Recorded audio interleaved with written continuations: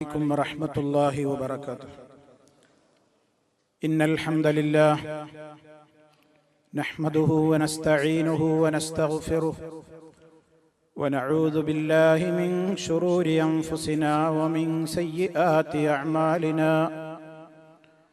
من يهده الله فلا مضل له ومن يضلل فلا هادي له. وأشهد أن لا إله إلا الله وحده لا شريك له. وأشهد أن محمدا عبده ورسوله. اللهم صل على محمد وعلى آل محمد كما صليت على إبراهيم وعلى آل إبراهيم إنك حميد مجيد. اللهم بارك على محمد وعلى آل محمد كما باركت على إبراهيم وعلى آل إبراهيم إنك حميد مجيد. يا أيها الذين آمنوا اتقوا الله حق تقاته ولا تموتن إلا وأنتم مسلمون.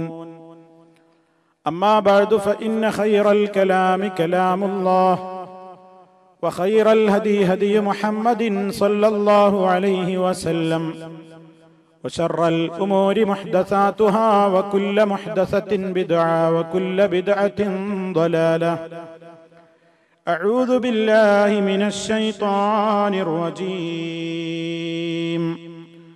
رسلا مبشرين ومنذرين رسلا مبشرين ومنذرين لئلا يكون للناس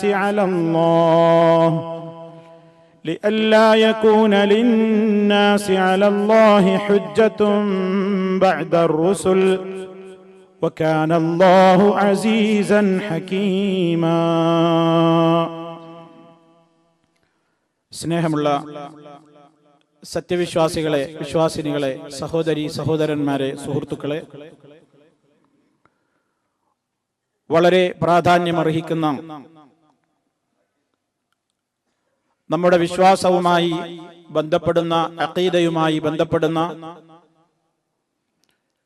ഈമാനുമായി ബന്ധപ്പെടുന്ന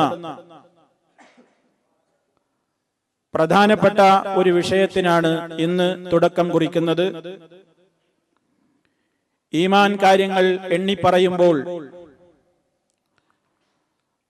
നാലാമതായി നമ്മൾ പറയുന്ന അല്ലാഹുവിന്റെ പ്രവാചകന്മാരിലുള്ള വിശ്വാസം, അഥവാ അൽ ഈമാനു ബിർ റസൂൽ. ആ വിശ്വാസം എങ്ങനെയാണ് നാം വിശ്വസിക്കേണ്ടത്, ഗ്രഹിക്കേണ്ടത്? അതുമായി ബന്ധപ്പെട്ട ഏതാനും കാര്യങ്ങളും ലോകത്ത് വന്ന മഹാന്മാരായ പ്രവാചകന്മാരിൽ വിശുദ്ധ ഖുർആൻ പരാമർശിച്ചിട്ടുള്ള മഹാന്മാരായ പ്രവാചകന്മാരുടെ ചരിത്രങ്ങളും അവയെല്ലാം ഈ വിഷയത്തിന്റെ ഭാഗമായി നമുക്ക് വിശദീകരിക്കുവാനും ഗ്രഹിക്കുവാനുമുണ്ട്. അല്ലാഹു സുബ്ഹാനഹു വ തആല എല്ലാവിധത്തിലുള്ള ന്യൂനതകളിൽ നിന്നും പോരായ്മകളിൽ നിന്നും മുക്തമായ നിലക്കുള്ള ഈമാൻ നമുക്കെല്ലാവർക്കും നൽകിക്കൊണ്ട് ശരിയായ മുഅ്മിനീങ്ങളിൽ ഉൾപ്പെടുത്തി മുഅ്മിനീങ്ങൾക്കായി അവൻ തയ്യാർ ചെയ്ത് വെച്ചിട്ടുള്ള സ്വർഗലോകത്തിന് അർഹരായിത്തീരുന്ന മഹാഭാഗ്യവാന്മാരിൽ ഉൾപ്പെട്ട് വലിയ സൗഭാഗ്യത്തിന് അർഹരായിത്തീരുന്നവരിൽ അല്ലാഹു റബ്ബുൽ ആലമീൻ നമ്മെ ഓരോരുത്തരെയും ഉൾപ്പെടുത്തി അനുഗ്രഹിക്കുമാറാകട്ടെ. സഹോദരങ്ങളെ, പ്രവാചകന്മാർ എന്ന് പറയുമ്പോൾ ഈ ലോകത്തേക്ക് അല്ലാഹു നിയോഗിച്ചിട്ടുള്ള മഹാന്മാരായ ആ പ്രവാചകന്മാരുടെ വരവിന്റെ ആവശ്യം എന്താണ്? പ്രവാചകന്മാർ ലോകത്ത് വന്നിട്ടില്ലായിരുന്നുവെങ്കിൽ എന്താണ് ഇവിടെ സംഭവിക്കാൻ പോവുക, അല്ലെങ്കിൽ സംഭവിക്കാൻ പോകുന്നത്? അല്ലാഹു മനുഷ്യരോട് ചെയ്തിട്ടുള്ള ഏറ്റവും വലിയ ഒരു കാരുണ്യമാണ് നമുക്ക് മാർഗദർശനം നൽകുവാൻ വേണ്ടി മഹാന്മാരായ പ്രവാചകന്മാരെ ഈ ഭൂമിയിലേക്ക് അയച്ചു എന്നത്.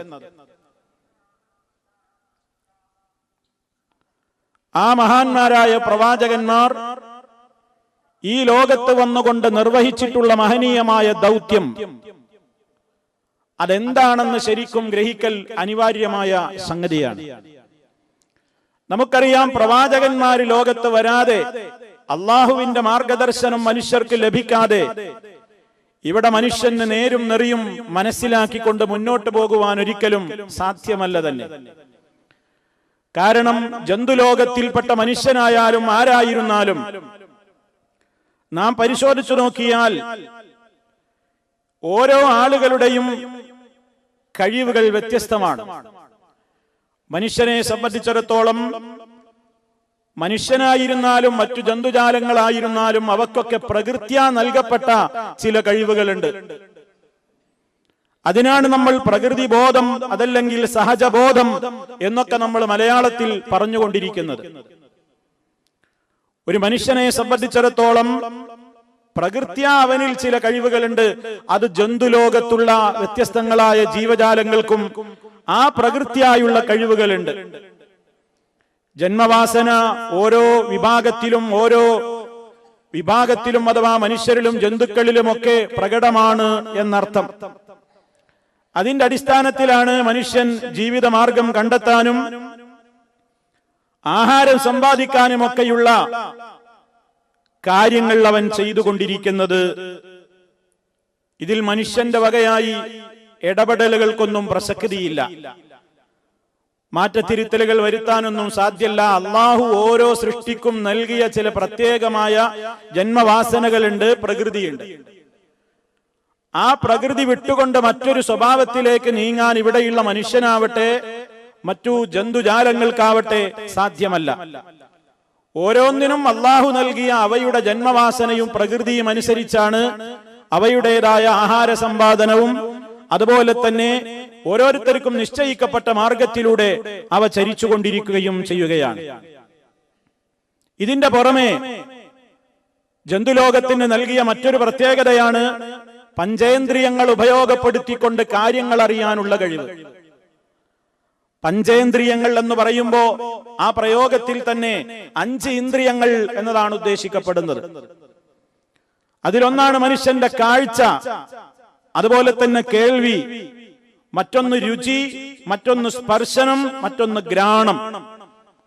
മനുഷ്യർക്കും എല്ലാ ജീവജാലങ്ങൾക്കും പൊതുവെയുള്ള ഒരു പ്രത്യേകതയാണ്.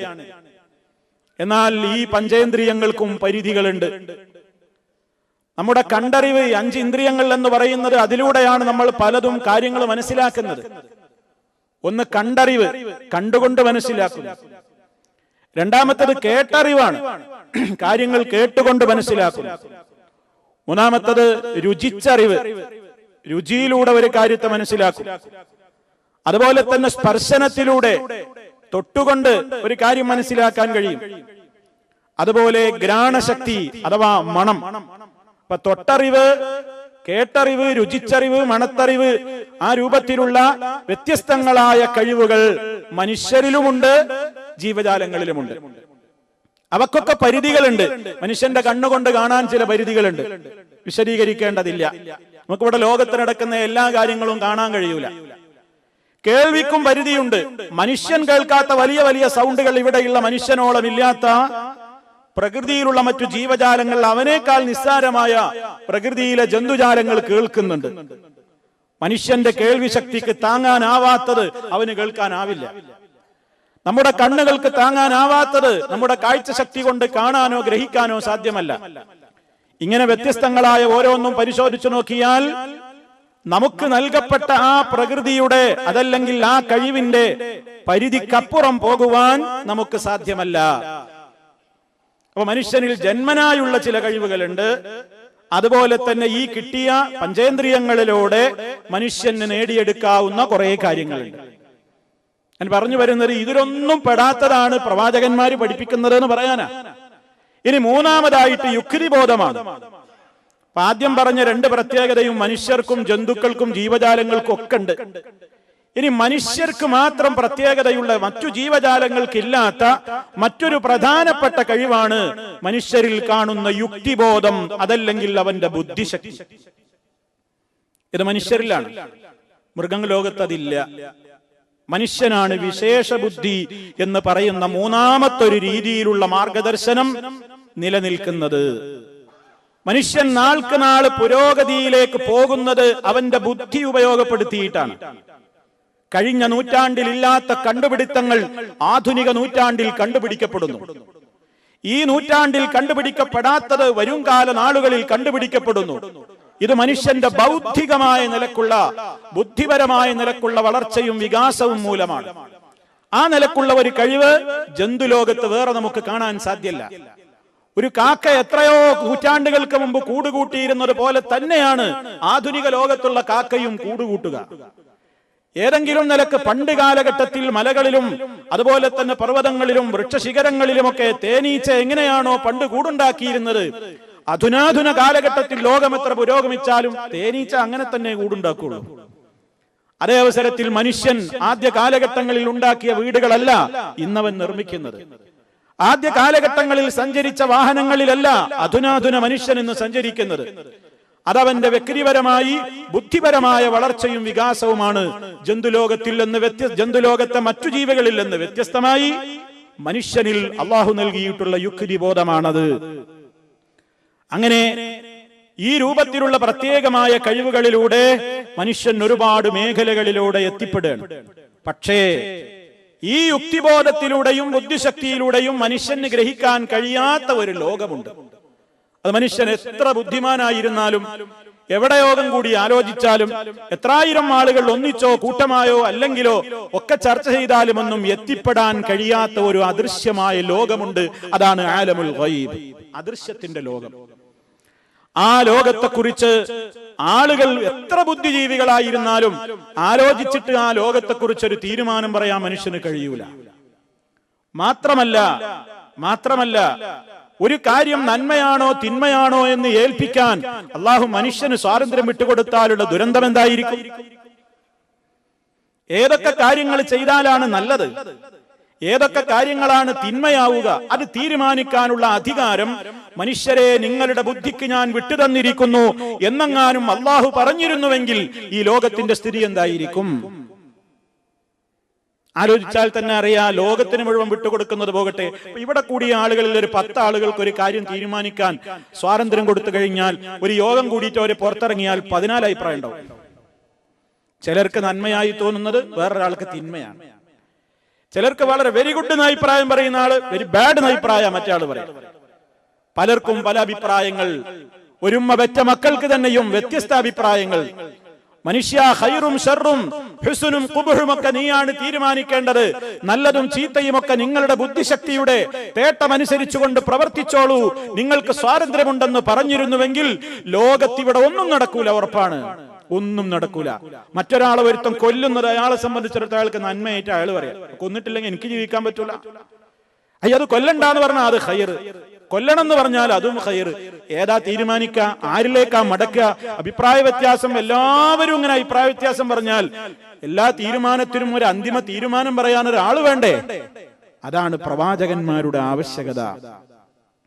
അതാണ് പ്രവാചകന്മാരുടെ ആവശ്യകത. അവിടെയാണ് ലോകത്തിന് അള്ളാഹുവിങ്കൽ നിന്ന് തന്നെ ചോദ്യം ചെയ്യപ്പെടാത്ത നിയമങ്ങൾ പഠിപ്പിക്കുന്ന മഹാന്മാരായ ദൂതന്മാര് വരണം. മറ്റുള്ളവരൊക്കെ ജനങ്ങൾ ചോദ്യം ചെയ്യും. നിങ്ങളാരാ എന്നോടത് പറയാൻ? എനിക്കുണ്ട് ബുദ്ധി, നിങ്ങൾക്കുണ്ട് ബുദ്ധി. ഞാനും മനുഷ്യൻ, നിങ്ങളും മനുഷ്യൻ. ഞാനും ഒരാണാണ്, നിങ്ങളും ഒരാണാണ്. അല്ലെങ്കിൽ ഞാനും ഒരു പെണ്ണാണ്, നിങ്ങളും ഒരു പെണ്ണാണ്. എന്നെ പഠിപ്പിക്കാൻ, എന്നെ നിയന്ത്രിക്കാൻ, എനിക്ക് മാതൃകയാകാൻ മാത്രം നിങ്ങൾക്കെന്ത്? നിങ്ങൾ ആര്? ആ ചോദ്യത്തിനുള്ള മറുപടിയാണ് സർവ്വലോക പരിപാലകനായ റബ്ബ് ആദിമ മനുഷ്യനെ ഈ ഭൂമിയിലേക്ക് നിയോഗിക്കുമ്പോ തന്നെ പറഞ്ഞിട്ടുള്ളത്. എന്ത്? فَإِمَّا يَأْتِيَنَّكُم مِّنِّي هُدًى فَمَن تَبِعَ هُدَايَ فَلَا خَوْفٌ عَلَيْهِمْ وَلَا هُمْ يَحْزَنُونَ. ആദമിനെയും ഹവ്വായിനെയും ഈ ഭൂമിയിലേക്ക് ഇങ്ങോട്ട് ഇറക്കി വിടുമ്പോ, അവര് താമസിച്ചിരുന്ന സ്വർഗലോകത്തിന് ഈ ഭൂമിയിലേക്ക് ഇറക്കുമ്പോ അല്ലാഹു തആല പറഞ്ഞൊരു കാര്യമുണ്ട്. ഫഇമ്മാ യഅതിയന്നകും മിന്നി ഹുദാ, നിങ്ങൾക്ക് എന്നിൽ നിന്നുള്ള മാർഗദർശനങ്ങൾ വന്നുകൊണ്ടിരിക്കുമ്പോഴെല്ലാം അപ്പൊ മനുഷ്യരെ, നിങ്ങൾക്ക് മാർഗദർശനം എങ്ങനെ ജീവിക്കണം, എങ്ങനെ ജീവിക്കരുത്, ഏതാണ് സത്യം, ഏതാണ് അസത്യം, ധർമാധർമ്മങ്ങൾ, സത്യാസത്യങ്ങൾ, ഇതൊക്കെ വേർതിരിച്ച് ഗ്രഹിക്കുവാനുള്ള മാനദണ്ഡമെന്ത്? നിങ്ങൾ ഭൂമിയിൽ അങ്ങ് പോയിക്കോളൂ, ഓരോരുത്തർക്കും നന്മ തോന്നിയതുപോലെ ഓരോ നാട്ടിലും പ്രവർത്തിച്ചോളൂ എന്ന് അള്ളാഹു മനുഷ്യന്റെ 1-ാം തീയതിയിൽ പറഞ്ഞിട്ടില്ല. മറിച്ച് പറഞ്ഞതെന്താണ്? നിങ്ങൾക്ക് എന്നിൽ നിന്നുള്ള ഹുദ വന്നു കൊട്ടിക്കൊണ്ടിരിക്കും. അപ്പൊ ഹുദ നൽകേണ്ടത് ആരാണ്? അള്ളയാണ്. സൃഷ്ടികൾ ഹുദ തീരുമാനിച്ചാൽ ഞാൻ നേരത്തെ പറഞ്ഞ വൈരുദ്ധ്യങ്ങളാണ് വരിക. പ്രായോഗിക രംഗത്ത് അത് സാധ്യമാകാതെ പോകും. ആരും ആരെയും അനുസരിക്കപ്പെടേണ്ടതില്ലെന്ന മിഥ്യാബോധവും അഹംബോധവും അഹംഭാവവും മനുഷ്യരിൽ ഉണ്ടായിത്തീരും. അതുകൊണ്ട് അള്ളാഹു തീരുമാനിച്ചിട്ടുള്ള അവന്റെ ഒരു നടപടിക്രമമാണ് നിങ്ങൾക്ക് നേരും നെറിയും കൃത്യമായി പഠിപ്പിച്ചു തരാൻ വേണ്ടി എന്നിൽ നിന്നുള്ള മാർഗദർശനം വന്നുകൊണ്ടിരിക്കും. അപ്പോൾ നിങ്ങളുടെ ഡ്യൂട്ടി എന്താ? മാർഗദർശനം നൽകൽ. ഞാൻ നിങ്ങൾക്ക് മാർഗദർശനം, ഹിദായത്ത് നൽകിക്കൊണ്ടിരിക്കും. അപ്പൊ നിങ്ങൾ എന്താ ചെയ്യേണ്ടത്? ഫമൻ തബിഅ ഹുദായ, ആര് എന്റെ മാർഗദർശനത്തെ പിന്തുടർന്ന് ജീവിക്കുന്നുവോ, ഫലാ ഖൗഫുൻ അലൈഹിം വലാ ഹും യഹ്സനൂൻ, അവർ ഭയപ്പെടേണ്ടി വരില്ല, അവർ ദുഃഖിക്കേണ്ടി വരില്ല. അവർക്ക് ഭയപ്പാടില്ലാത്ത, ദുഃഖമില്ലാത്ത ശാശ്വത സൗകര്യങ്ങളുടെ, ശാശ്വത സുഖങ്ങളുടെ ലോകമായ സ്വർഗമായിരിക്കും അവർക്കുണ്ടാവുക. അതേ അവസരത്തിൽ ഉടനെ തന്നെ പറഞ്ഞിട്ടുണ്ട്, ആര് അവിശ്വസിക്കുകയും കളവാക്കുകയും ചെയ്തുവോ അവർക്ക് നരകശിക്ഷയായിരിക്കും, ആ നരകാഗ്നിയിൽ അവർ ശാശ്വതവാസികളുമായിരിക്കും എന്ന് തുടർന്നുകൊണ്ട് അള്ളാഹു പറഞ്ഞിട്ടുമുണ്ട്. അപ്പൊ മനുഷ്യർക്ക് ഈ മാർഗദർശനം നൽകുന്നതിന്റെ ഏറ്റവും വലിയ ഗുണം അള്ളാഹു എടുത്തു പറഞ്ഞത് എന്താണ്? അവർക്ക് ഈ ഭൂമിയിൽ എങ്ങനെ ജീവിക്കണം എന്നതിന് നാം അവരെ അനാഥരാക്കി വിട്ടിട്ടില്ല. കൃത്യമായി മാർഗദർശനങ്ങളുമായിട്ട് അവന് ജീവിക്കാനുള്ള മാർഗങ്ങൾ കാണിച്ചു കൊടുക്കും. ആ മാർഗങ്ങൾ അനുസരിച്ച് മുന്നോട്ട് പോകാം, തള്ളിക്കളഞ്ഞുകൊണ്ടും മുന്നോട്ട് പോകാം. ദുന്യാവ് എല്ലാവർക്കും ഉള്ളതാണ്, ഷാക്കിറിനുമുള്ളതാണ്, കഫൂറിനുമുള്ളതാണ്. അഥവാ അള്ളാഹുവിന്റെ നിയമങ്ങളെ ഏറ്റവും കൂടുതൽ വിനയത്തോടെ സ്വീകരിച്ചു പോകുന്നവരും ഭൂമിയിൽ ജീവിതമുണ്ട്, അല്ലാത്തവർക്കും ഉണ്ട്. ഇവിടെ പ്രതിഫലത്തിന്റെ ലോകമല്ല, പ്രതിഫലത്തിന്റെ ലോകം പരലോകമാണല്ലോ. അപ്പൊ അള്ളാഹു ഇവിടെ മാർഗദർശനങ്ങൾ ഇങ്ങനെ നൽകിക്കൊണ്ടിരിക്കും.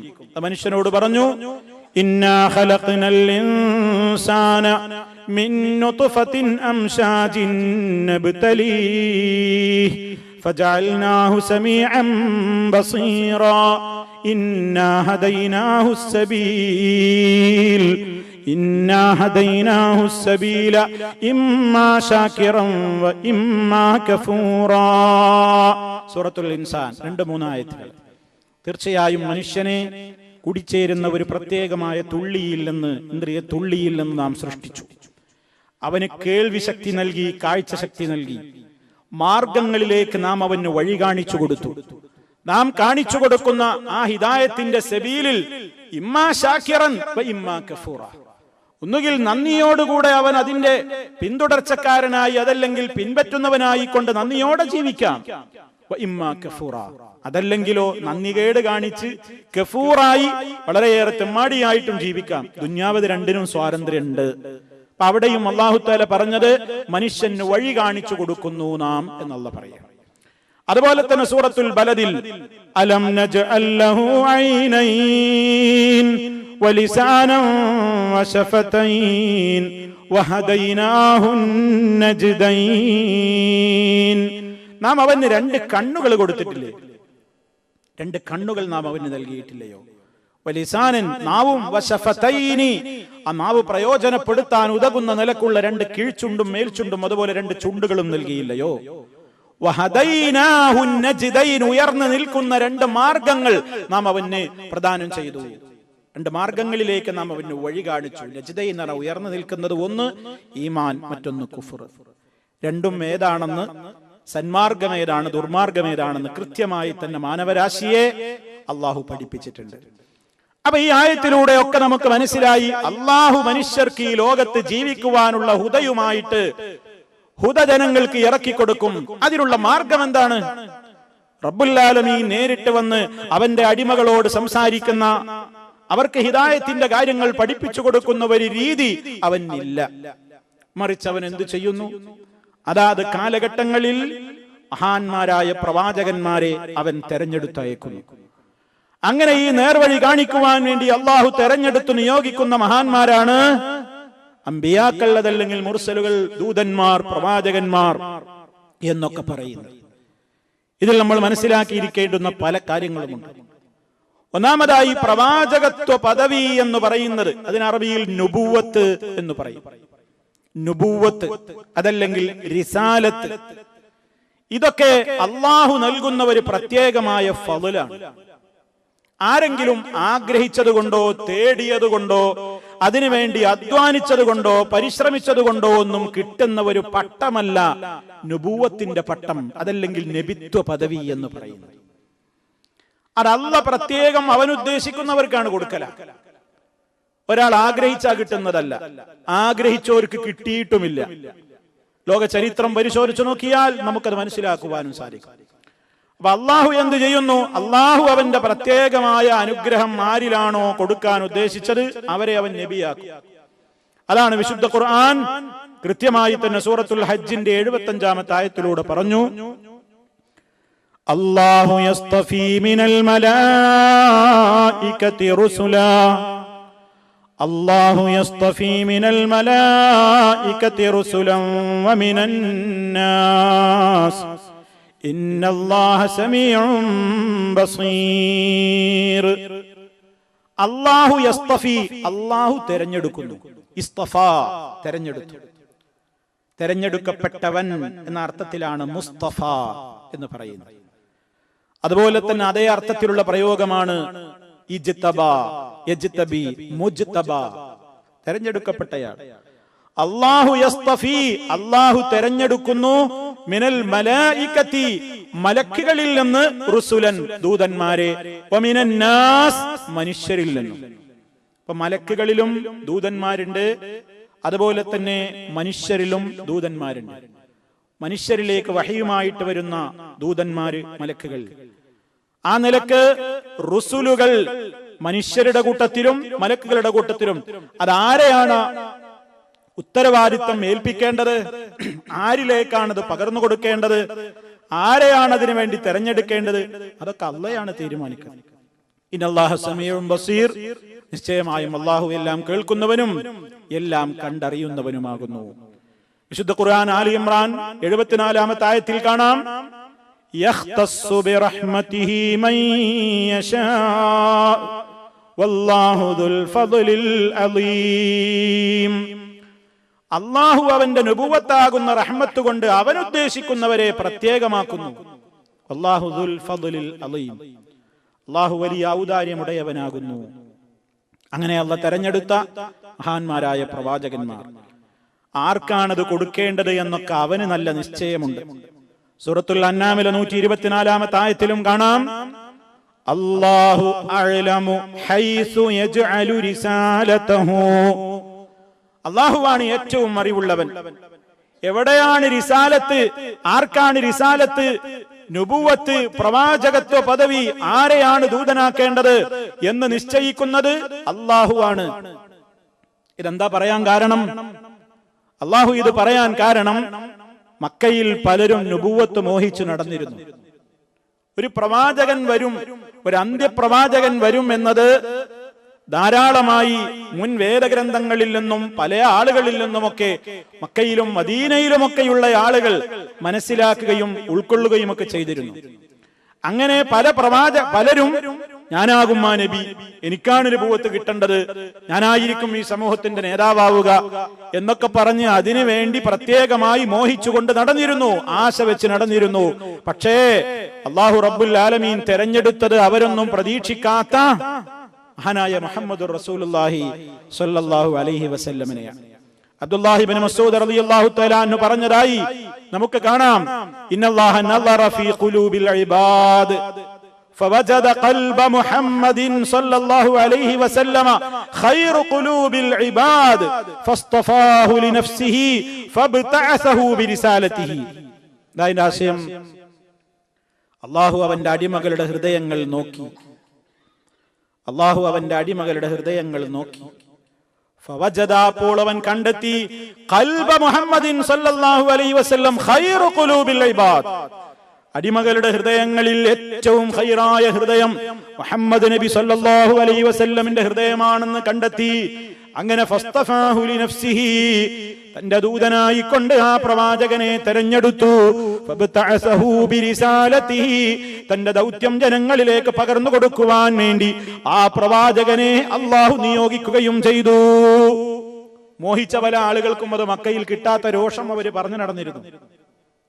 നബി സല്ലല്ലാഹു അലൈഹി വസല്ലം ഈ ദൗത്യവുമായി മക്കയിൽ സമൂഹത്തിന്റെ മുമ്പിലേക്ക് ഇറങ്ങി പ്രവർത്തനം തുടങ്ങിയപ്പോ ഈ സ്ഥാനം മോഹിച്ചുകൊണ്ട് നടന്നിരുന്ന കുറെ ആളുകളുണ്ടായിരുന്നു അവിടെ.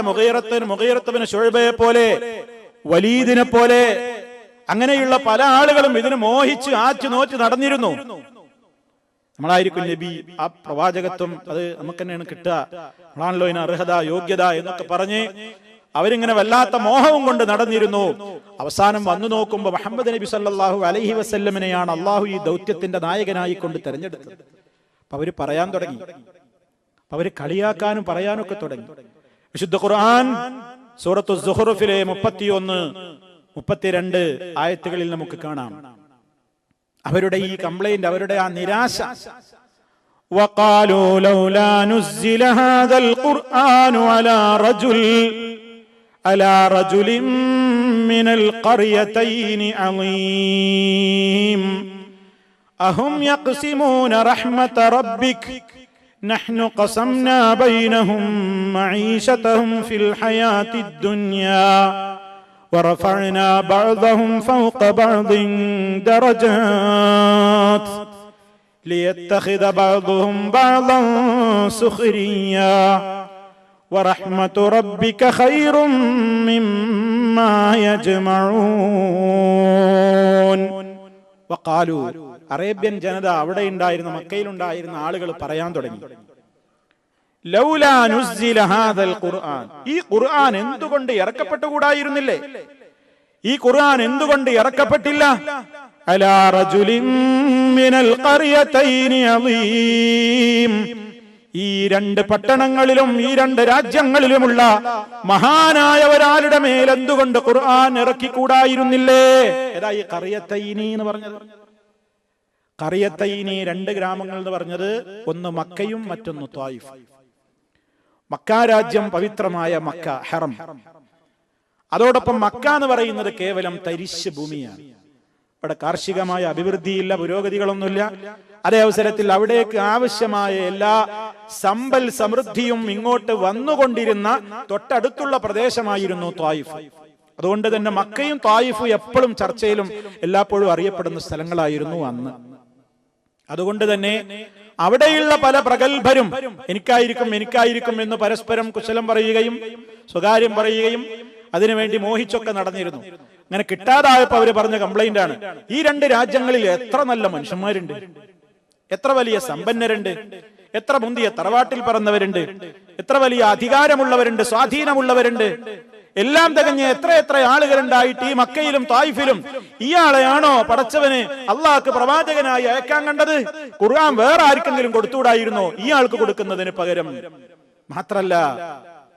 മാത്രമല്ല നബി സല്ലല്ലാഹു അലൈഹി വസല്ലമിനെ കണ്ണിട്ടിറക്കിയിട്ടും ചൂണ്ടിയിട്ടൊക്കെ അവർ പലപ്പോഴും പറഞ്ഞിരുന്നു ഇയാളെയാണോ റബ്ബ് പ്രവാചകനായിട്ട് നിയോഗിച്ചത് എന്ന്. അങ്ങനെ ഒരു പുച്ഛസ്വരം, ഒരു പരിഹാസത്തിന്റെ സ്വരം അവർക്കുണ്ടായിരുന്നു. ആ വിഷമം അവർ പ്രകടിപ്പിച്ചപ്പോ അള്ളാഹു അതിന് മറുപടി കൊടുത്തു. അള്ളാഹു അതിന് മറുപടി കൊടുക്കുന്ന വാചകമാണ് തൊട്ട അടുത്ത ആയത്തിൽ കാണുന്നത്. അഹും യഖ്സിമൂന റഹ്മത റബ്ബിക, അഹും അവരാണോ പ്രവാചകരെ, യഖ്സിമൂന റഹ്മത റബ്ബിക, നിന്റെ റബ്ബിന്റെ അനുഗ്രഹം ആർക്കാണ് കൊടുക്കേണ്ടതെന്ന്, ആർക്കാണ് നിന്റെ റബ്ബിന്റെ റഹ്മത്ത് വീതിച്ചു കൊടുക്കുന്നവർ അവരാണോ? അവരാ അള്ളാഹിന്റെ റഹ്മത്ത് വീതിച്ചു കൊടുക്കുന്നവര്.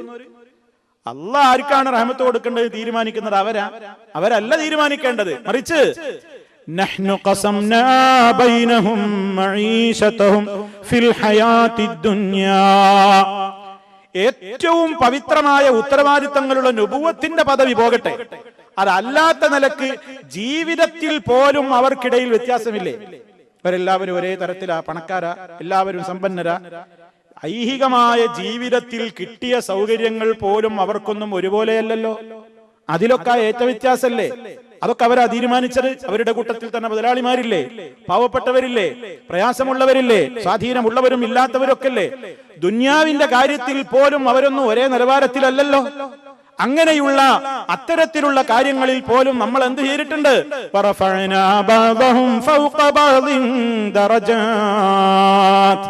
മനുഷ്യരിൽ ചിലരേക്കാൾ നമ്മൾ പദവി കൊടുത്ത് ആദരിച്ചിട്ടുണ്ട്.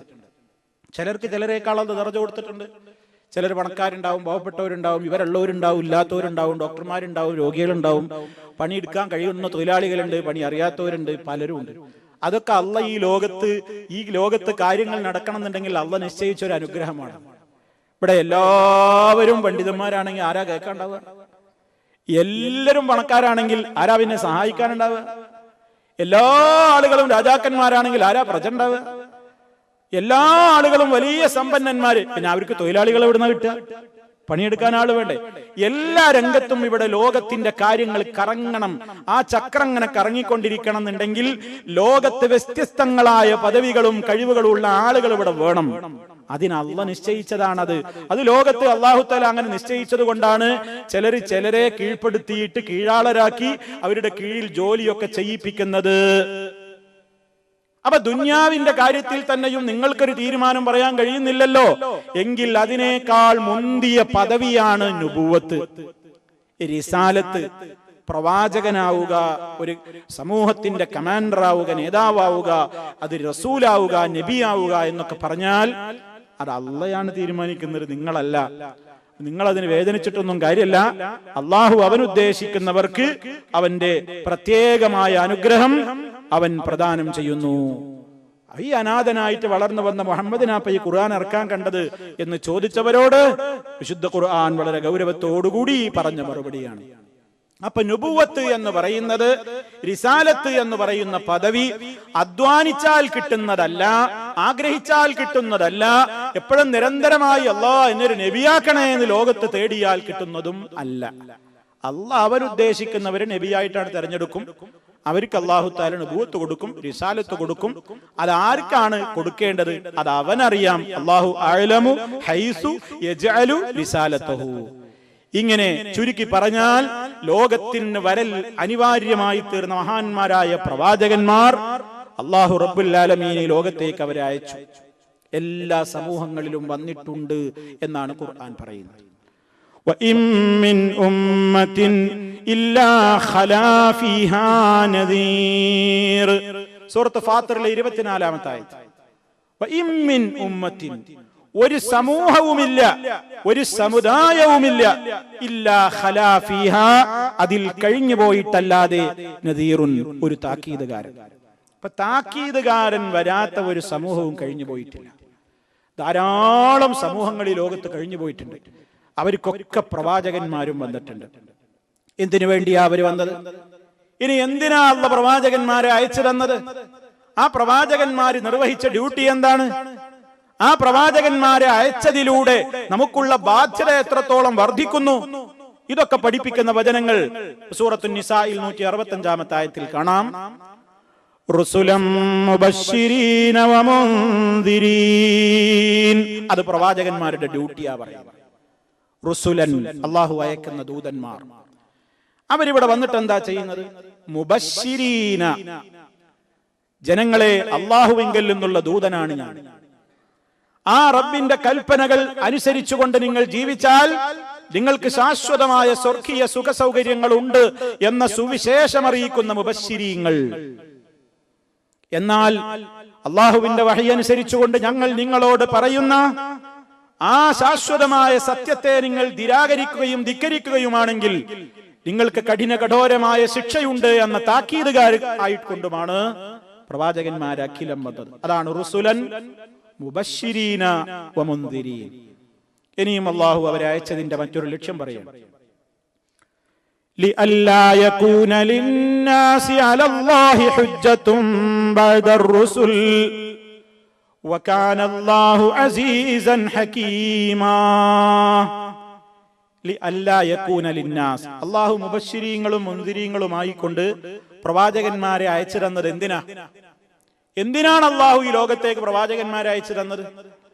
ലി അല്ലാ യകൂന ലിന്നാസ്, ജനങ്ങൾക്ക് ഇല്ലാതിരിക്കാൻ വേണ്ടിയാണ്.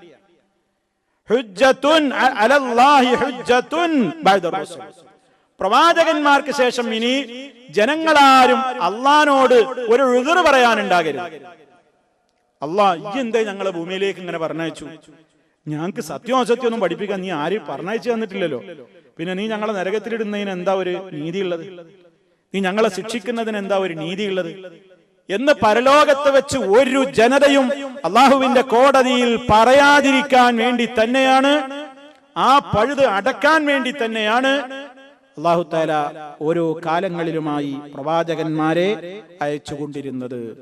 സൂറത്തു ത്വാഹ 134-ാമത്തെ ആയത്തിൽ കുറച്ചുകൂടി ഇത് വ്യക്തമായി പറയുന്നുണ്ട്. ത്വാഹ 134-ാമത്തെ ആയത്ത്, വലൗ അന്നാ അഹ്ലക്നാഹും ബിഅദാബിൻ മിൻ ഖബ്ലിഹി ലഖാലൂ റബ്ബനാ ലൗലാ അർസൽത ഇലൈനാ റസൂലാ ഫനത്തബിയ ആയാതിക മിൻ ഖബ്ലി അൻ നദില്ല വനഖ്സാ. അല്ലാഹു പറയാണ്, മനുഷ്യർക്ക് നിയമങ്ങളും നിർദ്ദേശങ്ങളും ഒക്കെ പഠിപ്പിച്ചു കൊടുക്കാൻ പ്രവാചകന്മാരെ അയച്ചു കൊടുക്കുന്നതിന്റെ മുമ്പേ നാം അവരെ പിടിച്ച് നശിപ്പിച്ചിരുന്നുവെങ്കിൽ, അവരെ ശിക്ഷിച്ചിരുന്നുവെങ്കിൽ, അവരെ പിടികൂടിയിരുന്നുവെങ്കിൽ, ലഖാലു, മനുഷ്യന്മാര് പറയൂലേ, അവര് പറയുക തന്നെ ചെയ്യും. എന്താ അവരല്ലാഹുവിനോട് പറയാ? റബ്ബനാ, ഞങ്ങളുടെ റബ്ബേ, ലൗലാ അർസൽത ഇലൈനാ റസൂലാ, നീ എന്തുകൊണ്ട് ഞങ്ങളിലേക്ക് ഒരു റസൂലിനെ പറഞ്ഞയച്ചു തന്നില്ല? നീ എന്തേ ഞങ്ങൾക്ക് ഇതൊക്കെ പറഞ്ഞു തരാൻ ഒരു റസൂലിനെ പറഞ്ഞയച്ചു തരാഞ്ഞത്? അങ്ങനെ നീ അയച്ചു തന്നിരുന്നുവെങ്കിൽ ഫനത്തബിയ ആയാതിക, നിന്റെ ആയത്തുകളെ ഞങ്ങൾ പിൻപറ്റുമായിരുന്നല്ലോ. നീ പറയുന്നത് പോലെ ഞങ്ങൾ ജീവിക്കുമായിരുന്നല്ലോ. എന്തുകൊണ്ടാണ് അതൊന്ന് പഠിപ്പിച്ചു തരാൻ വേണ്ടി ഒരു ദൂതനെ പറഞ്ഞയച്ചു തരാതിരുന്നത്? ഞങ്ങൾ ഇങ്ങനെ സങ്കടത്തിലും ദുരിതത്തിലും ദുഃഖത്തിലും നിന്ദ്യതയിലും അപമാനത്തിലുമൊക്കെ ആയിത്തീരുന്നതിന്റെ മുമ്പ് ഞങ്ങൾക്ക് ഈ ആയത്തനുസരിച്ച് ജീവിക്കാൻ പൂതി ഉണ്ടായിരുന്നു. പക്ഷെ നീ ഒരു റസൂലിനെ അയച്ചു തന്നില്ലല്ലോ എന്ന് ഒരു സൃഷ്ടിക്കും ഒരാൾക്കും പറയാൻ ഇടമില്ലാത്ത നിലക്ക് അല്ലാഹു തആല അതിനുള്ള സംവിധാനം ഒരുക്കിയത് അതിനാണ്. അത്രമല്ല, അല്ലാഹുവിന്റെ നീതിയുടെ കോടതിയാണ് പരലോകം. ആ നീതിയുടെ കോടതിയിൽ അവൻ പറഞ്ഞിട്ടുണ്ട്, വമാ കുന്നാ മുഅദ്ദിബീന ഹത്താ നബ്അസ റസൂലാ, ഒരു ജനങ്ങളെയും നാം ശിക്ഷിക്കൂല, നാം അവരെ ശിക്ഷിക്കുന്നവരല്ല പ്രവാചകനെ നിയോഗിക്കുന്നത് വരെ. അപ്പൊ ജനങ്ങൾക്ക് സത്യവും അസത്യവും മനസ്സിലാക്കി കൊടുക്കുന്ന പ്രവാചകന്മാര് വന്ന ഒരു സമൂഹത്തെ മാത്രമേ എന്തുകൊണ്ട് നിങ്ങൾ ധിക്കരിച്ചു അല്ലെങ്കിൽ അഹങ്കരിച്ചു എന്ന ചോദ്യം അവരോടാണ് ഉണ്ടാവുക. അല്ലാഹു നീതിമാനാണ്. ഇനിയും വിശുദ്ധ ഖുർആൻ സൂറത്തുൽ മാഇദ, വമാ കുന്നാ മുഅദ്ദിബീന ഹത്താ നബ്അസ റസൂലാ എന്നത് സൂറത്തുൽ ഇസ്രായിലെ ആയത്താണ്. ഇനി സൂറത്തുൽ മാഇദയിലെ 19-ാമത്തെ ആയത്തിൽ കാണാം, യാ അഹ്ലൽ കിതാബ് ഖദ് ജാഅകും റസൂലുനാ യുബയ്യിനു ലക്കും അലാ ഫത്രത്തിൻ മിനർ റുസുൽ അൻ തഖൂലൂ മാ ജാഅനാ മിൻ ബശീരിൻ വലാ നദീർ ഫഖദ് ജാഅകും ബശീറുൻ വനദീർ അല്ലാഹു അലാ കുല്ലി ശൈഇൻ ഖദീർ. അല്ലാഹു പറയാണ്, വേദക്കാരെ, ഖദ് ജാഅകും റസൂലുനാ, നിങ്ങൾക്ക് നമ്മുടെ ദൂതന്മാർ വന്നിരിക്കുന്നു, നമ്മുടെ റസൂൽ നിങ്ങളിലേക്ക് വന്നിരിക്കുന്നു. യുബയ്യിനു ലക്കും, ആ റസൂൽ നിങ്ങൾക്ക് കൃത്യമായി കാര്യങ്ങൾ വിവരിച്ചു തരികയാണ്. പ്രവാചകന്മാര് വരാത്തൊരു കാലഘട്ടത്തിന്റെ ശേഷം, അതല്ലെങ്കിൽ കുറെ കാലത്തിന്റെ ഇടവേളക്ക് ശേഷം നിങ്ങളിലേക്ക് ഇതാ പ്രവാചകൻ വന്നിരിക്കുന്നു. എന്തിനു വേണ്ടി? അൻ തഖൂലു, നിങ്ങൾ പറയാതിരിക്കാൻ. നിങ്ങൾ പറയാതിരിക്കാൻ. എന്ത് പറയാതിരിക്കാൻ? മാ ജാഅനാ മിൻ ബശീരിൻ വലാ നദീരിൻ, ഞങ്ങൾക്കൊരു സന്തോഷ വാർത്ത അറിയിക്കുകയും അതുപോലെ തന്നെ താക്കീര് നടത്തുകയും ചെയ്യുന്ന ഒരാളും വന്നില്ലല്ലോ എന്ന് നിങ്ങൾ പറയാൻ ഇടവരാതിരിക്കാനാ അയച്ചു തന്നത്. ഫഖദ് ജാഅകും ബശീറുൻ വനദീർ, നിങ്ങൾക്കിപ്പോ ബശീറും നദീറും ഒക്കെ വന്നല്ലോ. വല്ലാഹു അലാ കുല്ലി ശൈഇൻ ഖദീർ, അല്ലാഹ് എല്ലാ കാര്യത്തിനും കഴിവുള്ളവനാകുന്നു. നിങ്ങൾക്ക് ന്യായമൊന്നുമില്ല, വിശ്വസിച്ചോളൂ, അനുസരിച്ചോളൂ, മുന്നോട്ട് പോയിക്കോളൂ എന്ന് അല്ലാഹു തആല പറയും. ഇത് നമ്മളെല്ലാവരും പരലോകത്ത് വെച്ച് ഏത് വിശ്വാസിയാണെങ്കിലും അവിശ്വാസിയാണെങ്കിലും പരലോകത്തൊന്നും ഇത് സമ്മതിക്കേണ്ടി വരും. പ്രവാചകന്മാര് വന്നില്ലേ, ഞാനൊന്നും അറിഞ്ഞില്ല, ഞാനൊന്നും കേട്ടില്ല, ഞാനൊന്നും പഠിച്ചില്ല, എനിക്കിതൊന്നും അറിഞ്ഞില്ല, അതൊന്നും അവിടെ വിലപ്പോവില്ല. നരകാഗ്നിയിൽ കൂട്ടം കൂട്ടമായി തെമ്മാടി കൂട്ടങ്ങൾ കാഫിറുകള് തള്ളപ്പെടുന്ന അവസരത്തിൽ രോഷം കൊണ്ട് നരകം ഇങ്ങനെ തിളച്ചു മറിയുന്ന ഘട്ടത്തിൽ തകാദു തമയ്യസു മിനൽ ഗൈള്, ആ നരകത്തെ കുറിച്ച് നമ്മൾ പറഞ്ഞല്ലോ, രോഷം കൊണ്ട് ഇങ്ങനെ കലിതുള്ളുന്ന നരകം. അതിലേക്ക് ഇങ്ങനെ കുല്ലമാ ഉൽഖിയ ഫീഹാ ഫൗജ്, ഓരോ കൂട്ടം ഗ്രൂപ്പായിട്ട് നരകാഗ്നിയിലേക്ക് ഇങ്ങനെ എറിയപ്പെടുക. ആ സമയത്ത് സഅലഹും ഖസനതുഹാ അലം യഅതികും നദീർ, ആ നരകത്തിന്റെ സൂക്ഷിപ്പുകാര്, കാവൽക്കാര് അവരോട് ചോദിക്കും, അലം യഅതികും നദീർ, നിങ്ങൾക്ക് മുന്നറിയിപ്പുകാര് വന്നിരുന്നില്ലയോ? നരകത്തിൽ വന്ന് വീഴുന്നവരോടൊക്കെ ചോദിക്കും, നിങ്ങൾ ഇവിടെ വരാതിരിക്കാനുള്ള മാർഗങ്ങൾ നിങ്ങളെ ഉപദേശിക്കുന്ന മുന്നറിയിപ്പുകാര് വന്നിരുന്നില്ലേ എന്ന് നരകാഗ്നിയിൽ വീഴുന്ന ഓരോ വിഭാഗത്തോടും ചോദ്യമുണ്ട്. ഇവിടെ വന്ന് വീഴാതിരിക്കാനുള്ള മാർഗങ്ങൾ പഠിപ്പിക്കാൻ നിങ്ങൾക്ക് താക്കീതുകാർ വന്നിരുന്നില്ലയോ എന്നാണ് ചോദ്യം. അപ്പൊ എന്താ എല്ലാരും മറുപടി അറിയാം? വന്നിട്ടില്ല എന്നല്ല, അവിടുന്ന് സമ്മതിക്കേണ്ടി വരും. ഖാലൂ ബലാ ഖദ് ജാഅനാ നദീർ ഫകദ്ദബ്നാ വഖുൽനാ മാ നസ്സലല്ലാഹു മിൻ ശൈഇ ഇൻ അൻതും ഇല്ലാ ഫീ ളലാലിൻ കബീർ. ഒരു സങ്കടത്തോടെ അവിടുന്ന് അവരുടെ കുറ്റബോധത്തോടുകൂടെ അവർ പറയും, ബലാ, അതെ, ഖദ് ജാഅനാ നദീർ, ഞങ്ങൾക്ക് താക്കീതുകാരൻ വന്നിരുന്നു, ഞങ്ങൾക്ക് പ്രവാചകൻ വന്നിരുന്നു. പക്ഷേ ഫകദ്ദബ്നാ, ഞങ്ങൾ കളവാക്കി, വഖുൽനാ, ഞങ്ങൾ പറയുകയും ചെയ്തു, അല്ലാഹ് ഒന്നും ഇറക്കിയിട്ടില്ല, നിങ്ങൾ കളവ് പറയുകയാണ്, അല്ലാഹ് ഒന്നും അവതരിപ്പിച്ചിട്ടില്ല എന്ന് ഞങ്ങൾ നിഷേധിച്ചു. മാത്രമല്ല അമ്പിയാക്കളെ നോക്കിയിട്ട് ഞങ്ങൾ പറഞ്ഞു, ഇന്നന്തും ഇല്ലാ ഫീ ളലാലിൻ കബീർ, നിങ്ങൾ ഏറ്റവും വലിയ വഴികേടിൽ തന്നെ, നിങ്ങളാ പഴച്ചോര്, ഞങ്ങളെ നന്നാക്കാൻ വന്നിക്കണ് എന്ന് ഞങ്ങൾ പ്രവാചകന്മാരെ, ആ താക്കീതുകാരെ നോക്കി ഞങ്ങൾ ശകാരിച്ചു.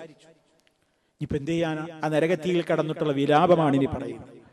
വഖാലൂ ലൗ കുന്നാ നസ്മഉ വ നഖിൽ മാ കുന്നാ ഫീ അസ്ഹാബിസ് സഈർ ഫഅതറഫൂ ബിദംബിഹിം ഫസുഹിഖൻ ലിഅസ്ഹാബിസ് സഈർ. നമുക്കൊക്കെ സുപരിചിതമായ തബാറക്കല്ലദീ ബിയദിഹിൽ മുൽക്ക് എന്നാരംഭിക്കുന്ന സൂറത്തുൽ മുൽക്കിലെ 8 മുതൽ 11 വരെയുള്ള ആയത്തുകളാണ് ഈ കേട്ടത്. ഒരവസാനം പറയും, വഖാലു, അവർ പറയും, ലൗ കുന്നാ നസ്മഉ, നമ്മൾ പ്രവാചകന്മാരൊക്കെ പറഞ്ഞത് കേട്ടിരുന്നെങ്കിൽ, ഔ നഅഖിലു, അല്ലെങ്കിൽ നമ്മളതൊക്കെ കേട്ട് ചിന്തിച്ചതനുസരിച്ച് പ്രവർത്തിച്ചിരുന്നുവെങ്കിൽ, മാ കുന്നാ ഫീ അസ്ഹാബിസ് സഈർ, നമ്മൾ ഈ കത്തിയാളുന്ന നരകാവകാശികളിൽ പെട്ടുപോകേണ്ടിയിരുന്നില്ല. ഫഅതറഫൂ ബിദംബിഹിം, അവരുടെ പാപങ്ങൾ അവർ സമ്മതിച്ചു പറയും. പക്ഷേ ആ കുറ്റബോധത്തിനും സമ്മതത്തിനും ഒന്നും ഒരു വിലയില്ല അവിടെ. കുറ്റം സമ്മതിച്ചില്ലേ, എന്നാ പാവം നരകത്തുനിന്ന് പുറത്തേക്ക് എടുക്കുക ഇല്ല. ഫസുഹിഖൻ ലിഅസ്ഹാബിസ് സഈർ, നരകവാസികൾക്ക് വളരെ വിദൂരം, അവർക്കിനി ഒരു ഭാവിയുമില്ല, ഒരു നിലക്കും അതിന്റെ മോചനമില്ല. സഹോദരന്മാരെ, നമ്മളൊക്കെ ഇരുത്തി ചിന്തിപ്പിക്കണം. പ്രവാചകന്മാര് പറഞ്ഞതൊക്കെ അത് കുറെ ആൾക്കാരൊക്കെ പഠിച്ചു, ഞങ്ങളൊന്നും പഠിച്ചിട്ടില്ല, ഞാനൊന്നും അറിഞ്ഞില്ല എന്ന് പറയാൻ ഈ ലോകത്ത് സംവിധാനം ഇല്ല. അള്ളാഹു ഇവിടെ എല്ലാം ഹുജ്ജത്തും പൂർത്തിയാക്കിയിട്ടുണ്ട്. ഒരാൾക്കും ഞാനത് അറിഞ്ഞില്ല, ഞാൻ കേട്ടില്ല എന്ന് പറയാനുള്ള അവസരമില്ല. ഇവിടെ അള്ളാഹു അതിനുള്ള ഏർപ്പാടുകൾ ആദം അലൈഹിസ്സലാത്തു വസ്സലാം മുതൽ കാലാകാലങ്ങളിലായി അത് നിശ്ചയിക്കുകയും അന്തിമ പ്രവാചകരായ മുഹമ്മദുർ റസൂലുള്ളാഹി സ്വല്ലല്ലാഹു അലൈഹി വസല്ലമിലൂടെ ആ ഹുജ്ജത്ത്, ആ റിസാലത്ത്, ആ നുബുവത്ത്, അവന്റെ പ്രത്യേകമായ ഹുദ അറിയിച്ചു കൊടുക്കുന്ന മാർഗം പൂർത്തീകരിച്ചിട്ടുമുണ്ട്. ഇതൊക്കെ ഇനി അറിയലും പഠിക്കലും അന്വേഷിക്കലും ഒക്കെ നമ്മുടെ ഓരോരുത്തരുടെയും ബാധ്യതയാണ്. നരകവാസികൾ നരകത്തിയിൽ വെന്തുരുകുന്ന നേരത്ത് നരകത്തിന്റെ കാവൽക്കാരോട് പറയുന്ന മറ്റൊരു രംഗം കൂടി സൂറത്തു ഗാഫിറിലെ 49-50 ആയത്തുകളിൽ പറയുന്നുണ്ട്. അതിന് അവർ കൊടുക്കുന്ന മറുപടി, وقال الذين في النار لخزنة جهنم ادعوا ربكم يخفف عنا يوما من العذاب. നരകത്തിൽ വീഴുന്ന ആളുകൾ നരകത്തിന്റെ കാവൽക്കാരായ മലക്കുകളോട് പറയും, ഉദുഉ റബ്ബക്കും, നിങ്ങളുടെ റബ്ബിനോട് നിങ്ങളൊന്ന് ദുആ ചെയ്യൂ. നരകവാസികൾ മലക്കുകളോട് കെഞ്ചുകയാണ്, നിങ്ങൾ റബ്ബിനോടൊന്ന് ദുആ ചെയ്യും. എന്തിനു വേണ്ടി? യുഖഫിഫ് അന്നാ, ഞങ്ങളുടെ ശിക്ഷയൊന്ന് ലഘൂകരിച്ചു കിട്ടാൻ, യൗമം മിനൽ അദാബ്, ഒരു ദിവസത്തേക്കെങ്കിലും ഒരല്പനേരത്തേക്കെങ്കിലും ഞങ്ങളുടെ അദാബൊന്ന് ലഘൂകരിച്ചു തരണേ എന്ന് നിങ്ങളുടെ റബ്ബിനോട് നിങ്ങളൊന്ന് പ്രാർത്ഥിക്കണേ എന്ന് നരകത്തിയിൽ കിടന്ന് വെന്തുരുകുന്ന പാപികൾ മലക്കുകളോട് ആവശ്യപ്പെടുമ്പോ ആ മലക്കുകൾ കൊടുക്കുന്ന മറുപടിയുണ്ട്, അത് ശ്രദ്ധേയമാണ്. ഖാലൂ അവലം തകു തഅതീകും റുസുലുകും ബിൽ ബയ്യിനാത്ത്, അവര് പറയും അവലം തകു തഅതീകും, നിങ്ങൾക്ക് വന്നിരുന്നില്ലേ, നിങ്ങളിലേക്ക് വന്നിരുന്നില്ലയോ, റുസുലുക്കും, നിങ്ങൾക്ക് നേരും നന്മയും അതുപോലെ തന്നെ സത്യവും അസത്യവും ഒക്കെ വേർതിരിച്ച് പഠിപ്പിക്കാവുന്ന പ്രവാചകന്മാർ, ബിൽ ബയ്യിനാത്തി, അതൊക്കെ വളരെ വ്യക്തമായി നിങ്ങൾക്ക് വിശദീകരിക്കുന്ന നിലക്കുള്ള പ്രവാചകന്മാര് നിങ്ങൾക്ക് വന്നിരുന്നില്ലയോ? ഖാലൂ ബലാ, മലക്കുകളോടും അവർ സമ്മതിക്കും, അതേ വന്നിരുന്നു. മലക്കുകൾ പറയും, എന്നാ പിന്നെ ഫദുഉ, നിങ്ങളാണ് ദുആയിരുന്നോളി, നിങ്ങൾ തന്നെയാണ് ചോദിച്ചോളൂ അള്ളാഹുവിനോട്. ഖാലൂ ഫദുഉ, മലക്കുകൾ പറയാണ് നരകവാസികളോട്, നിങ്ങൾ ദുആയിരുന്നോളൂ, പക്ഷെ നിങ്ങളുടെ ദുആ കൊണ്ട് ഫലമൊന്നുമില്ല. വമാ ദുആഉൽ കാഫിരീന ഇല്ലാ ഫീ ളലാൽ, അവിശ്വാസികളുടെ ദുആ വൃഥാവിലാണ്, അത് വളരെ വഴികേടിലാണ്, പ്രാർത്ഥിച്ചിട്ട് കാര്യമൊന്നുമില്ല. നിങ്ങൾ ദുആയിരുന്നോ, പക്ഷെ പ്രാർത്ഥന കൊണ്ടൊരു കാര്യമൊന്നുമില്ല, അത് അവിടുന്ന് നോക്കേണ്ടിയിരുന്നു. ഇത് നമ്മളെ ഇരുത്തി ചിന്തിപ്പിക്കേണ്ടുന്ന വചനമാണ്. അള്ളാഹുവിന്റെ റസൂലിനാൽ പൂർത്തിയാക്കപ്പെട്ട ഈ ദീൻ, ഈ റിസാലത്ത്, അതിന്റെ എല്ലാ വശവും പഠിക്കൽ നമുക്ക് നിർബന്ധമാണ്. ഇതൊന്ന് മനസ്സിലായില്ലേ? ഞാൻ അറിഞ്ഞില്ല, ഞാൻ പഠിച്ചില്ല, ഞാൻ അംഗീകരിച്ചില്ല, എനിക്കത് മനസ്സിലായില്ല, ഒന്നും പറഞ്ഞിട്ട് കാര്യമില്ല. ഇതൊക്കെ സംവിധാനങ്ങൾ ഇവിടെ അള്ളാഹ് ഏർപ്പെടുത്തിയിട്ടുണ്ട്. അന്വേഷിക്കാൻ നമുക്ക് മനസ്സുണ്ടോ എന്നാ അള്ളാഹ് ചോദിക്കുന്നത്. ഭൗതിക ലോകത്ത് കിട്ടാത്ത പലതും എത്തിപ്പിടിക്കാനാവാത്ത പലതിലേക്കും നമ്മൾ എത്തിപ്പിടിക്കുന്നുണ്ടല്ലോ. അത് നമ്മുടെ അധ്വാനം കൊണ്ടും പരിശ്രമം കൊണ്ടും അല്ലേ? എന്തുകൊണ്ട് ദീനിയായ കാര്യങ്ങളെ സംബന്ധിച്ച് അറിവില്ലാത്തത് എത്തിപ്പിടിക്കാൻ ആ ഒരു പരിശ്രമവും അധ്വാനവും നമ്മിലില്ല? അതിന്റെ കുറ്റക്കാര് നമ്മളാവില്ലേ? ആ വിലാപമാണ് ഈ കേൾക്കുന്നത്, ആ വിലാപമാണ് ഈ മറുപടി പറയുന്നത്. ബയ്യിനാത്തുമായിട്ട് പ്രവാചകന്മാർ വന്നപ്പോ ആ ബയ്യിനാത്ത് മനസ്സിലായില്ല. അതൊന്നും എന്റെ വിഷയമല്ല എന്നാ പലരും പറയുന്നത്. അതൊന്നും എനിക്ക് മനസ്സിലാക്കേണ്ട വിഷയമല്ല. കുറെ തർക്കങ്ങൾ, അവരും ആയത്തോതിന്, അവരും ഹദീസോതിന്, അവരും ആയത്തോതിന്, ഞാൻ ഒന്നിൽക്കില്ല. ഭൗതികമായ രൂപത്തിലുള്ള മൂപ്പരുടെ ജീവിതത്തിന്റെ ഘട്ടത്തിൽ ആളുകളൊക്കെ പലതും ഉപദേശിച്ച് പല അഭിപ്രായങ്ങളും പറഞ്ഞാൽ മൂപ്പര് വീട്ടിലിരിക്കോ? ഇല്ല. അയാൾ അങ്ങനെ പറഞ്ഞു, ഇയാൾ ഇങ്ങനെ പറഞ്ഞു, ഞാൻ ഒന്നിനും പോണില്ല. പലർക്കും പല അഭിപ്രായം. ഞാൻ എന്ത് ബിസിനസ്സാണ് തുടങ്ങേണ്ടതെന്ന് ചോദിച്ചു നോക്കുമ്പോൾ പലർക്കും 100 അഭിപ്രായം. ഏത് ജോലിക്കാ ഞാൻ പോകേണ്ടതെന്ന് ചോദിച്ചു നോക്കുമ്പോൾ പലർക്കും 100 അഭിപ്രായം. ഈ പല അഭിപ്രായ വ്യത്യാസങ്ങൾ കാരണത്താൽ ഞാൻ ഈ ജോലിക്കൊന്നും പോണില്ല. ഒരു മനുഷ്യനും അത് പറയുന്നില്ലല്ലോ. അതേ അവസരത്തിൽ ദീനിന്റെ ഒരു കാര്യം വരുമ്പോ എന്താ തൗഹീദ്, എന്താ ശിർക്ക്, ഏതാ ബിദ്അത്ത്, എന്താ സുന്നത്ത്, എന്താണ് ഇസ്ലാമിലെ ശരി, ഒരുപാട് പാർട്ടികൾക്കിടയിൽ ഹഖ് ഏതാണ്, അതൊന്നും എന്റെ വിഷയമല്ല. ഒരുപാട് നിങ്ങളും പറയുന്നു, അവരും പറയുന്നു, ഇവരും പറയുന്നു, അവരും പറയുന്നു. ഞങ്ങളിപ്പോ എന്താ ചെയ്യുക? എന്താ സഹോദരായി ഭൗതികമായ കാലഘട്ടത്തിൽ ഭൗതികമായ കാര്യത്തിൽ പലരും പലതും പറഞ്ഞപ്പോ നിന്റെ ആഹാര സമ്പാദനത്തിന്റെയും നമ്മുടെ ജോലിയുടെയും കാര്യത്തിൽ നമ്മൾ ഈ ഉദാസീനതയും ആലസ്യവും കാണിച്ചില്ലല്ലോ. നമ്മൾ അള്ളാഹു നൽകിയ ബുദ്ധിശക്തിയും പവറൊക്കെ ഉപയോഗപ്പെടുത്തിയിട്ട് ഒന്ന് തെരഞ്ഞെടുത്തു. ദീനിന്റെ കാര്യത്തിൽ എത്തുമ്പോൾ നമ്മൾ നേരെ തിരിച്ചിടുകയാണ്. അവിടെ ഇരട്ടത്താപ്പ് നമ്മൾ സ്വീകരിക്കണം. അതാ തർക്കം. അതൊന്നും എനിക്ക് അതിന് കാര്യമില്ല. അത് ഓരോരുത്തർ തർക്കിച്ച് നടന്നോട്ടെ, ഞാൻ അതിനൊന്നുമില്ല. അത് പറഞ്ഞാൽ പറ്റൂല. ഹുജ്ജത്ത് വളരെ കൃത്യമായി അന്വേഷിച്ചറിയണം, പഠിക്കണം, കാര്യങ്ങളുടെ ബയ്യിനാത്തുകളിൽ നിന്ന് കൃത്യമായി മനസ്സിലാക്കണം. ലോകത്ത് വന്ന പ്രവാചകന്മാരും അവരുടെ അനുയായികളും ഒക്കെ ത്യാഗം സഹിച്ചത് അതിനുവേണ്ടി തന്നെയായിരുന്നു. അതുകൊണ്ട് അറിയൽ അനിവാര്യമാണ്. അറിവിനുള്ള മാർഗങ്ങളൊന്നും എനിക്ക് ഉണ്ടായില്ല എന്ന് പറയാനുള്ള ഒരു പഴുതും ബാക്കി വെക്കാത്ത നിലക്ക് അല്ലാഹു റബ്ബുൽ ആലമീൻ അവന്റെ ഹുജ്ജത്ത് ഈ ലോകത്ത് പൂർത്തിയാക്കി തന്നിട്ടുണ്ട്. ഇത് നമ്മൾ വളരെ ഗൗരവത്തോടുകൂടി നമ്മൾ മനസ്സിലാക്കിയിരിക്കേണ്ടതുണ്ട്. അപ്പൊ സഹോദരന്മാരെ, അല്ലാഹു അവന്റെ പ്രവാചകന്മാരിലൂടെ ഈ ദൗത്യം ലോകത്തിന്റെ മുമ്പിൽ പൂർത്തീകരിച്ച് തന്നിട്ടുണ്ട് എന്ന് ഏത് ധിക്കാരിയും ഏത് അഹങ്കാരിയും നാളെ പരലോകത്ത് നരകാഗ്നി അവൻ അനുഭവിച്ചു കൊണ്ടിരിക്കുമ്പോ അവൻ പറയേണ്ടി വരും. ഇനി സഹോദരന്മാരെ, എത്ര പ്രവാചകന്മാരാ ലോകത്തേക്ക് വന്നത്? ധാരാളം പ്രവാചകന്മാര് വന്നിട്ടുണ്ട്. ഈ ലോകത്തേക്ക് നിയുക്തരായ പ്രവാചകന്മാരുടെ എണ്ണം എത്രയാണെന്ന് നമുക്ക് കണക്കാക്കാൻ കഴിയൂല. ചില ഹദീസുകളിലൊക്കെ ചില പരാമർശങ്ങളുണ്ട്. അതുമായി ബന്ധപ്പെട്ട പല കാര്യങ്ങൾ ഇൻഷാ അല്ലാഹ് നമുക്ക് അടുത്ത അവസരത്തിൽ വിശദീകരിക്കുവാനുണ്ട്. അല്ലാഹു റബ്ബുൽ ആലമീൻ ഈ ലോകത്തേക്ക് അവൻ നിയോഗിച്ചു തന്ന മഹാന്മാരായ പ്രവാചകന്മാരിലൂടെ നമുക്ക് ലഭ്യമായിട്ടുള്ള ആദർശങ്ങളെ യഥാർത്ഥമായ നിലക്ക് മുറുകെ പിടിച്ചുകൊണ്ട് ജീവിക്കുന്ന നല്ലവരിൽ നമ്മെ എല്ലാവരെയും ഉൾപ്പെടുത്തുമാറാകട്ടെ. നമ്മുടെ പ്രയാസങ്ങളിൽ നിന്ന് അള്ളാഹു നമുക്ക് മോചനം നൽകുമാറാകട്ടെ. അറിവനുസരിച്ച് പ്രവർത്തിക്കുവാനും ഉപകാരപ്രദമായ അറിവ് ലഭ്യമാകുവാനും റബ്ബുൽ ആലമീൻ നമുക്ക് തൗഫീക്ക് നൽകുമാറാകട്ടെ. മാരകമായ രോഗങ്ങളിൽ നിന്ന്, സഹിക്കാനാവാത്ത വേദനകളിൽ നിന്ന് അള്ളാഹു നമ്മയും നമ്മുടെ കുടുംബാദികളെയും കാത്ത് രക്ഷിക്കുമാറാകട്ടെ. ഈ ലോകത്ത് നിന്ന് വിട പറയുന്ന നിമിഷം ഏറ്റവും സന്തോഷമുള്ള സമയമാക്കി അള്ളാഹു അനുഗ്രഹിക്കുമാറാകട്ടെ. اللهم ربنا تقبل منا إنك أنت السميع العليم وتب علينا إنك أنت التواب الرحيم واغفر لنا إنك أنت الغفور الرحيم. اللهم اجعل هذا البلد آمنا مطمئنا وسائر بلاد العالمين. ربنا اغفر لنا ولإخواننا الذين سبقونا بالإيمان ولا تجعل في قلوبنا غلا للذين آمنوا ربنا إنك رؤوف رحيم. توفنا مسلمين وألحقنا بالصالحين والحمد لله رب العالمين. اللهم صل على محمد وعلى آل محمد والسلام عليكم ورحمة الله وبركاته.